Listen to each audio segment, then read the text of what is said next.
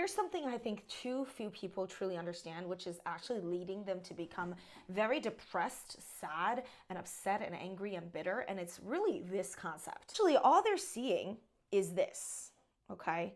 This is an ocean, and this is the iceberg tip, and this is the iceberg underneath it. So you know when Titanic kind of crashed, it was because they only saw this. They didn't see this gigantic iceberg underneath it, and that's what caused the actual Titanic to go kerplunk and go down. So here is something, let's say you see success, all right?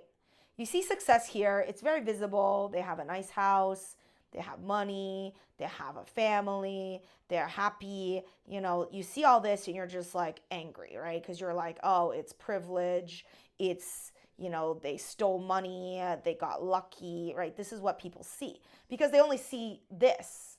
So when they see this, they don't see this, which leads them to just see that. It must be luck, it must be privilege. What they're not seeing is what is contributing to all of this success, which happens to be lots of hours worked. So it's like the 10,000 hours, right? You hear that a lot. 10,000 hours is like the work that it takes to be very successful. So when I was in sales, I was very successful, but it's also because I worked my ass off, and a lot of people didn't see that. And they said, oh, it's because you got lucky. No, it's not. It's because I worked my ass off. So that's part of it. And then they also don't see the suffering that people go through, right? So people see me, oh, she's a landlord. She has a house. She's so rich. She's so lucky. They don't see the suffering I went through. They don't see me rising up from poverty. They don't see that struggle. All they see again is this.